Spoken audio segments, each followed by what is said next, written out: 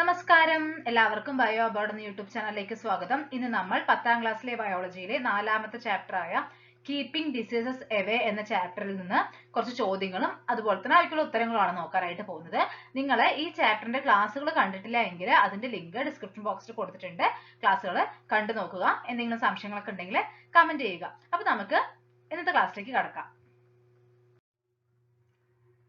നമുക്കപ്പോൾ ഓരോ ചോദ്യങ്ങളായി നോക്കി തുടങ്ങാം. ഇവിടെ നോക്കൂ. Hemophilia genetic disease, diabetes dash. Hemophilia ഒരു ജനറ്റിക് ഡിസീസ് ആണ് അല്ലെ. ഡയബറ്റിസ് ആണെങ്കിലോ അതൊരു ലൈഫ് സ്റ്റൈൽ ഡിസീസ് ആണ്. ഓക്കെ, അപ്പൊ ഡയബറ്റിസ് ലൈഫ് സ്റ്റൈൽ ഡിസീസ് ആണ്. Then malaria plasmodium tuberculosis dash. മലേറിയയുടെ പാത്തോജൻ ആണ് പ്ലാസ്മോഡിയം എന്ന് പറയുന്നത് അല്ലെ. ട്യൂബർഗ്ലോസിസ് ഉണ്ടാക്കുന്നത് ആരാണ്? മൈക്കോബാക്ടീരിയം ട്യൂബർഗ്ലോസിസ് ആണ്. ഈ മലേറിയ ഉണ്ടാക്കുന്ന പ്ലാസ്മോഡിയം എന്ന് പറയുന്ന ഒരു പ്രോട്ടോസോവയാണ്. മൈക്കോബാക്ടീരിയം ട്യൂബർഗ്ലോസിസ് എന്ന് പറയുന്നത് ഒരു ബാക്ടീരിയ ആണ് അല്ലെ. Next, read the statements and answer the questions given below.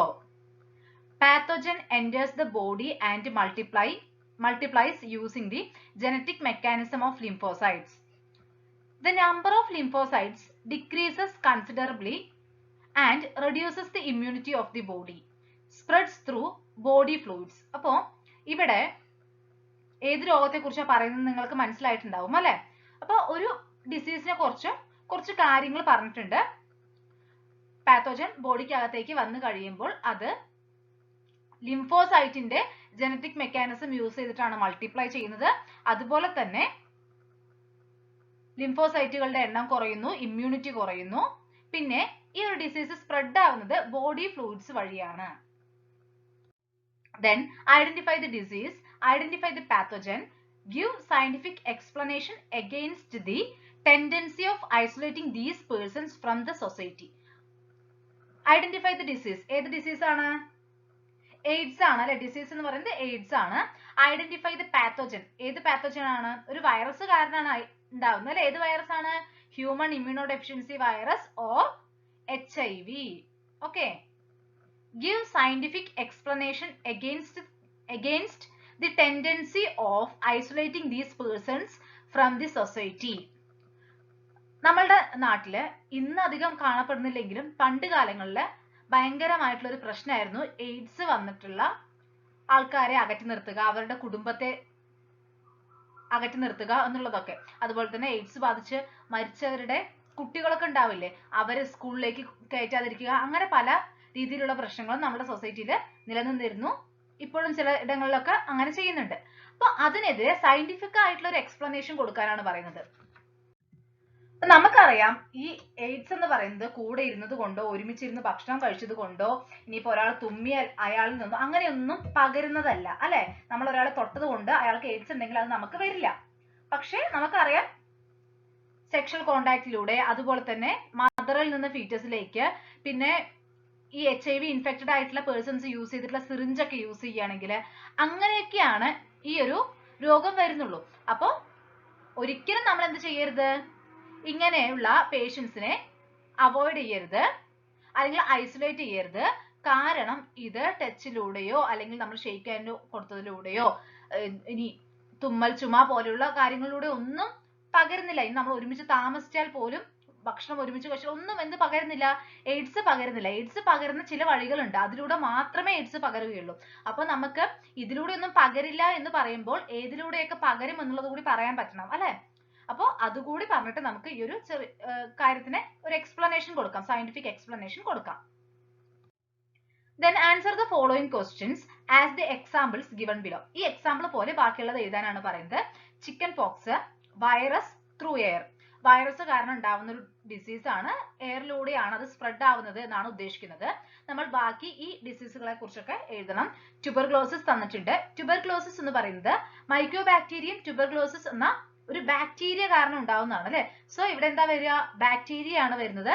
ഈ ട്യൂബർഗ്ലോസിസും ഇങ്ങനെ എയറിലൂടെ തന്നെയാണ് സ്പ്രെഡ് ആവുന്നത്. ഇപ്പൊ TB ഉള്ള ആൾക്കാർ ചുമയ്ക്കുമ്പോഴൊക്കെ അല്ലെങ്കിൽ സംസാരിക്കുമ്പോഴൊക്കെ പുറത്ത് വരുന്ന ഈ പാത്തോജൻസ് എയറിലൂടെ മറ്റുള്ള ആൾക്കാരിലേക്ക് എത്തുകയാണ് ചെയ്യുന്നത്.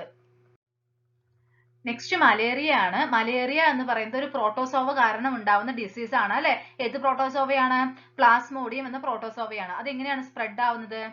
ഫീമെയിൽ അനോഫിലസ് മൊസ്കിറ്റോസ് വഴിയാണത് സ്പ്രെഡ് ആവുന്നത്. ദെൻ അടുത്തത് ഫിലാരിയാസിസ്. ഫിലാരിയാസിസ് എന്ന് പറയുന്നത് മന്ത് അല്ലെ, ഇത് ഒരു വേം കാരണം ഉണ്ടാവുന്നതാണ്. ഫിലേറിയൽ വേംസ് കാരണമാണ് ഇത് ഉണ്ടാവുന്നത്. ഇതെങ്ങനെയാണ് സ്പ്രെഡ് ആവുന്നത്? ഇതും മൊസ്കിറ്റോസ് വഴിയാണ്. ഏത് മൊസ്കിറ്റോസ് ആണ്? ക്യൂലെക്സ് മൊസ്കിറ്റോസ് വഴിയാണ് ഇത് സ്പ്രെഡ് ആവുന്നത്. ഓക്കെ, അപ്പൊ ട്യൂബർക്ലോസിസ് ബാക്ടീരിയ കാരണമാണ് ഉണ്ടാവുന്നത്. ആ സ്പെസിഫിക് ഓർഗാനിസത്തിന്റെ പേര് എന്താണ്? Mycobacterium tuberculosis. ദെൻ എയറിലൂടെ സ്പ്രെഡ് ആവുന്നു. മലേറിയ പ്രോട്ടോസോവയാണ് കാരണം, മൊസ്കിറ്റോ ആണ്. നമുക്ക് അവിടെ വേണമെങ്കിൽ ഫീമെയിൽ അനോഫിലസ് മൊസ്കിറ്റോസ് എന്ന് എഴുതാം. ദെൻ ഫിലാരിയാസിസ് എന്ന് പറയുന്നത് വേം ആണ് കാരണം അതും മൊസ്കിറ്റോ വഴി തന്നെയാണ് സ്പ്രെഡ് ആവുന്നത്. അപ്പൊ അവിടെ ക്യൂലെക്സ് മൊസ്കിറ്റോസ് എന്ന് എഴുതുകയാണെങ്കിൽ കുറച്ചുകൂടി സ്പെസിഫിക് ആവും. ഓക്കെ, അടുത്ത് നോക്കൂ. Observe the poster given below and prepare similar posters related to the topic how smoking affect heart and lungs. ഇവിടെ ബ്രെയിനിനെ അഫക്ട് ചെയ്യുന്ന കാര്യങ്ങൾ പറയുന്നുണ്ട്. Possibility of stroke, addiction to nicotine ഒക്കെ. അപ്പൊ നമ്മൾ ഇതുപോലെ ലങ്സിനെ അഫക്ട് ചെയ്യുന്നതും ഹാർട്ടിനെ അഫക്ട് ചെയ്യുന്ന കാര്യങ്ങളൊക്കെ പഠിച്ചിരുന്നു അല്ലെ. സ്മോക്കിംഗ് കാരണം ഹാർട്ടിന് ഉണ്ടാവുന്ന പ്രോബ്ലംസ്, ലങ്സിന് ഉണ്ടാവുന്ന പ്രോബ്ലംസ് ഒക്കെ നമ്മൾ പഠിച്ചു. അപ്പൊ അതുപോലെ ഇപ്പൊ ബ്രെയിനിന്റെ എഴുതിയിരിക്കുന്നത് പോലെ നമ്മൾ ലങ്സിന്റെതും ഹാർട്ടിന്റെതും എഴുതണം. അപ്പൊ നമുക്കറിയാം വരാൻ സാധ്യതയുള്ള ഡിസീസുകൾ ഏതൊക്കെയാന്നുള്ളത് അറിയാം അല്ലെ. നിങ്ങൾക്ക് ഇതുപോലെ തന്നെ എന്തെങ്കിലും ക്യാപ്ഷൻസ് ഒക്കെ ആദ്യം കൊടുത്ത് പിന്നെ ചിത്രം വരയ്ക്കാനൊക്കെ കഴിവുള്ളവരാണെങ്കിൽ ഇങ്ങനെ ചിത്രമൊക്കെ വരച്ച് നമുക്ക് ഈ വരാൻ സാധ്യതയുള്ള ഡിസീസുകളെ കുറിച്ച് എഴുതി ഒരു പോസ്റ്റർ തയ്യാറാക്കാം അല്ലെ. Next, the extent of the diseases affected crops in Rajesh farm is represented graphically. Analyze the graph and answer the given questions. Identify the most affected crop, identify the least affected crop, pair the pathogen and diseases of affected crops. Okay, blight disease ഉണ്ട്, wilt ഉണ്ട്, bunchy top ഉണ്ട്, quick wilt ഉണ്ട്. Okay, ഇതില് ഏറ്റവും കൂടുതൽ affected ആയിട്ടുള്ള crop ഏതാണെന്നുള്ളത് കണ്ടുപിടിക്കണം. ഏറ്റവും കൂടുതൽ വന്നിരിക്കുന്നത് ഏത് രോഗമാണ്, അല്ലെങ്കിൽ റേറ്റ് ഓഫ് ഡിസീസ് അഫക്റ്റഡ് ഏറ്റവും കൂടുതൽ ബഞ്ചി ടോപ്പ് ആണ് അല്ലെ. ബഞ്ചി ടോപ്പ് എന്ന ഡിസീസ് ആണ്. ഈ ബഞ്ചി ടോപ്പ് ഏതിനാ വരുന്നത്? ബനാനയ്ക്കാണ്. So first answer identify the most affected crop എന്ന് പറയുന്നത് ഏതാണ്? ബനാനയാണ് most affected crop. Then next one എന്താ question? Identify the least affected crop. Least affected ഏതാണെന്നുള്ളതാണ് എഴുതേണ്ടത്. അപ്പോ ഇവിടെ ക്വിക്ക് വിൽട്ടും ഉണ്ട്, വിൽട്ടും ഉണ്ട് അല്ലെ. ഏറ്റവും കുറവ് ഏതാണ്? ക്വിക്ക് വിൽട്ട് തന്നെയാണ്. നമ്മൾ നോക്കുന്ന സമയത്ത് ക്വിക്ക് വിൽട്ടിനാണ് ഏറ്റവും കുറവ്. അതായത് പെപ്പർ ആണ് അല്ലെ. ക്വിക്ക് വിൽട്ട് വരുന്നത് പെപ്പറിനാണ്. സോ പെപ്പർ ആണ് least affected crop. Then pair the pathogen and diseases of affected crops. അപ്പൊ നമുക്ക് ഈ രോഗങ്ങളൊക്കെ വരുന്നത് ഏത് പാത്തോജൻ കാരണമാണ് എന്നുള്ളത് എഴുതണം.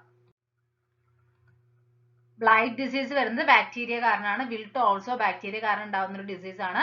ബഞ്ചി ടോപ്പ് ഓഫ് ബനാന ഒരു വൈറസ് കാരണം ഉണ്ടാവുന്നതാണ് അല്ലെ. ക്വിക്ക് വിൽട്ട് ഫംഗസ് കാരണം ഉണ്ടാവുന്ന ഒരു രോഗമാണ്. നിങ്ങൾ ആ ഒരു ഭാഗത്ത് അനിമൽ ഡിസീസസും അതുപോലെ തന്നെ പ്ലാന്റ് ഡിസീസസും പറയുന്നുണ്ട് അല്ലെ. അപ്പൊ കൃത്യമായിട്ട് അതെല്ലാം പഠിച്ചു വെക്കണം. അത് കോസ് ചെയ്യുന്ന ഓർഗാനിസത്തിന്റെ പേര് പഠിക്കാനില്ല. ബാക്ടീരിയ ആണോ, വൈറസ് ആണോ, ഫംഗസ് ആണോ എന്നുള്ളതൊക്കെ ഉള്ളൂ അല്ലെ. അപ്പൊ അതും പഠിച്ചു വെക്കുക കേട്ടോ. Next, unhealthy lifestyle invites diseases. Justify the statement with examples. Unhealthy ആയിട്ടുള്ള ലൈഫ് സ്റ്റൈല് ഡിസീസുകളെ ഇൻവൈറ്റ് ചെയ്യുന്നു. ഈ ഒരു സ്റ്റേറ്റ്മെന്റിനെ ജസ്റ്റിഫൈ ചെയ്യണം വിത്ത് എക്സാമ്പിൾസ് കൂടി പറയുന്നുണ്ട്. ഇത് ശരിയാണ് അല്ലെ.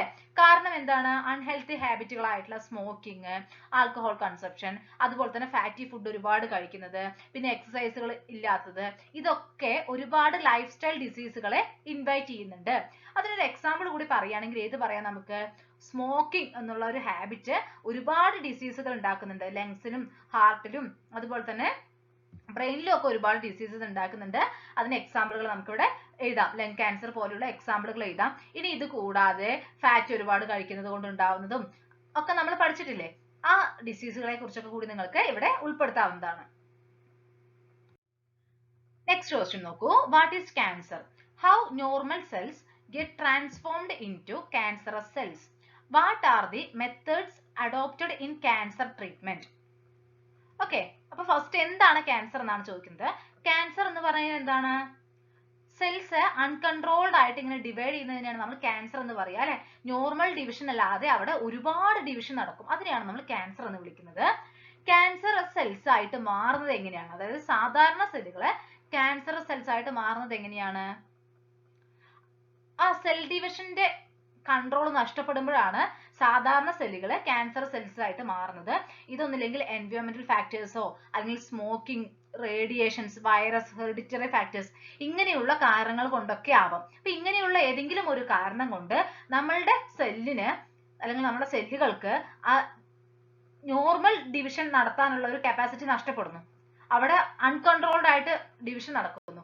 അങ്ങനെ ഒരു കണ്ടീഷനാണ് ക്യാൻസർ എന്ന് പറയുന്നത്. ക്യാൻസർ ട്രീറ്റ്മെന്റ്സ് എങ്ങനെയൊക്കെയാണ് ചെയ്യുന്നത് എന്നുള്ളതാണ് സി ക്വസ്റ്റ്യൻസ് അല്ലെ. C question. അപ്പൊ ഇതില് റേഡിയേഷൻ തെറാപ്പി ചെയ്യാറുണ്ട്, സർജറി ചെയ്ത് ക്യാൻസർ വന്നിട്ടുള്ള ഭാഗം മുറിച്ചു മാറ്റാറുണ്ട്, അതുപോലെ തന്നെ കീമോതെറാപ്പി ചെയ്യാറുണ്ട് അല്ലെ. കീമോ എന്ന് പറയുമ്പോൾ മരുന്നുകളൊക്കെ യൂസ് ചെയ്തിട്ടുള്ള ചികിത്സ. Okay. The symptoms of a communicable disease are given below. Loss of body weight, fatigue, persistent cough. Name the disease, identify the pathogen, how is this disease transmitted? അപ്പോൾ body weight കുറയുന്നു, fatigue ഉണ്ടാവുന്നു, persistent cough, TB ആണ്, അതായത് tuberculosis ആണ്. TB പേഷ്യൻസിന് എപ്പോഴും ചുമയുണ്ടാവും, അതുപോലെ തന്നെ വെയിറ്റ് ഒക്കെ വളരെ കുറയുന്ന ഒരു കണ്ടീഷനൊക്കെ ഉണ്ടാവാറുണ്ട്. അപ്പോൾ ഇത് ട്യൂബർക്ലോസിസ് അല്ലെങ്കിൽ TB എന്ന ഡിസീസ് ആണ്. ഇത് ഉണ്ടാക്കുന്ന പാത്തജൻ ഏതാണ്? ഒരു ബാക്ടീരിയ ആണ്. ഏതാണ്? മൈക്കോബാക്ടീരിയം ട്യൂബർക്ലോസിസ് ആണ്. ഇതെങ്ങനെയാണ് ട്രാൻസ്മിറ്റ് ചെയ്യപ്പെടുന്നത്? ഈ പേഷ്യന്റ് സംസാരിക്കുകയോ തുമ്മുകയോ ചുമക്കുകയോ ഒക്കെ ചെയ്യുന്ന സമയത്ത് എയറിലൂടെ മറ്റുള്ളവരിലേക്ക് എത്തുകയാണ് അത് ചെയ്യുന്നത്. എയറിലേക്ക് വരുമല്ലോ സ്വാഭാവികമായിട്ടും, അത് പിന്നീട് മറ്റുള്ള ആൾക്കാരിലേക്ക് എത്തുന്നു. Match the following: diabetes, lung cancer, heart attack. Smoking, block of blood flow due to deposition of fat in coronary arteries, deficiency of insulin. അപ്പോ ഇതില് ഡയബറ്റിസ് എന്ന് പറയുന്നത് എന്തുകൊണ്ടാണ് ഉണ്ടാകുന്നത്? ഇൻസുലിന്റെ ഡെഫിഷ്യൻസി കാരണമാണ് അല്ലെ. അപ്പോ ഡെഫിഷ്യൻസി ഓഫ് ഇൻസുലിൻ ആണ് ഡയബറ്റിസ് വരിക. Next lung cancer. Lung cancer ഉണ്ടാവാൻ ഒരു കാരണം സ്മോക്കിംഗ് ആണ് അല്ലെ. Then block of blood flow due to deposition of fat in coronary arteries. ഏതാണ്? ഹാർട്ട് അറ്റാക്ക് ആണ് അല്ലെ. ഹാർട്ട് അറ്റാക്ക് ഈ കൊറോണറി ആർട്ടറീസിൽ ഫാറ്റ് ഡെപ്പോസിറ്റ് ചെയ്യുന്നത് മൂലം ഉണ്ടാവുന്ന ഒരു പ്രോബ്ലം ആണ് അല്ലെ. നെക്സ്റ്റ് ക്വസ്റ്റ്യൻ നോക്കാം. Find the odd one out, right the common features of others. Anthrax, blight disease, foot and mouth disease, inflammation of udder. ഇതില് ആന്ത്രാക്സ് ഒരു അനിമൽ ഡിസീസ് ആണ് അല്ലെ. ബ്ലൈറ്റ് ഡിസീസോ അതൊരു പ്ലാന്റ് ഡിസീസ് ആണ്, പ്ലാന്റിന് വരുന്നതാണ്. ഫൂട്ട് ആൻഡ് മൗത്ത് ഡിസീസ് അനിമലിന് വരുന്നതാണ്. Inflammation of അഡർ അതും അനിമലിന് വരുന്നതാണ്. അപ്പൊ ഇതിൽ ഒറ്റയാൻ ആരാണ്? ബ്ലൈറ്റ് ഡിസീസ് ആണ്. എന്തുകൊണ്ടാണ്? ബാക്കി എല്ലാത്തിന്റെയും കോമൺ ഫീച്ചർ ആണ് എഴുതാൻ പറയുന്നത്. ബാക്കിയെല്ലാം അനിമൽ ഡിസീസുകളാണ് അല്ലെ. ഇപ്പൊ നമ്മള് കീപ്പിംഗ് ഡിസീസസ് എവേ എന്ന ചാപ്റ്ററിൽ വരുന്ന കുറച്ച് ക്വസ്റ്റ്യൻസ് നോക്കിയിരിക്കുകയാണ് അല്ലെ. മോഡൽ ക്വസ്റ്റ്യൻസ് ആണ് നോക്കിയത്. നിങ്ങൾക്ക് എല്ലാവർക്കും ഈ ഒരു വീഡിയോ ഹെൽപ്ഫുൾ ആയിട്ടുണ്ടാവും എന്ന് വിചാരിക്കുന്നു. എന്തെങ്കിലും സംശയങ്ങളോ അഭിപ്രായങ്ങളോ ഒക്കെ ഉണ്ടെങ്കിൽ കമന്റ് ചെയ്യണം. നിങ്ങൾക്ക് ഈ വീഡിയോ ഹെൽപ്ഫുൾ ആയിട്ട് തോന്നുന്നുണ്ടെങ്കിൽ ലൈക്ക് ചെയ്യാനും ഷെയർ ചെയ്യാനും ബയോ അബോർഡ് എന്ന ഈ ചാനൽ സബ്സ്ക്രൈബ് ചെയ്യാനും മറക്കരുത്. Thank you.